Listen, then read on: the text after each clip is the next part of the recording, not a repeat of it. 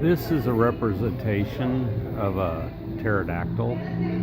It belongs to the classification of the way they do it is the family Pterodons. This has an approximate wingspan of about 18 feet here.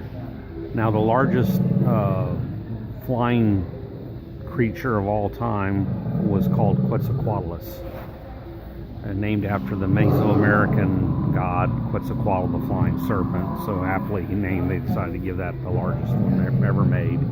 The reason I bring this up is the common theory is that the Quetzalcoatlus was so big that it couldn't take off of the ground.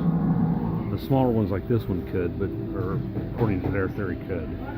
But that the really large pterodactyls had to climb to the top of the hill and jump mountainsides and grab the thermals, much like in the fashion of a flying squirrel. That doesn't actually have true flight, although they do say that they had true flight. They say they had to use hills and mountainsides to take off. The fact of the matter is that a long time ago, when the Earth was younger, the oxygen levels were higher.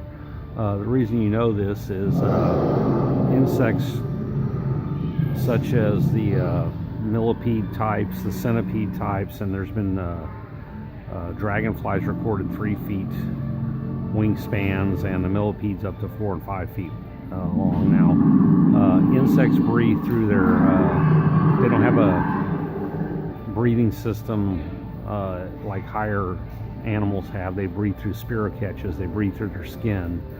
So their body mass is dictated by the limits of the size. A little sidebar on that, H.G. Wells wrote a book called Empire of the Ants, and in it, towards the end, they're trying to beat the ants back, and the way that they became, the ants went through time and altered the insects so that they could turn into them later on.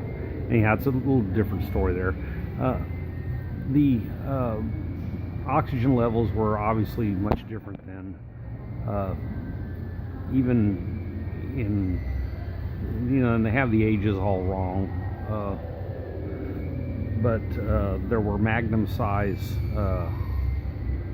mammals, such as the giant three-toed sloth.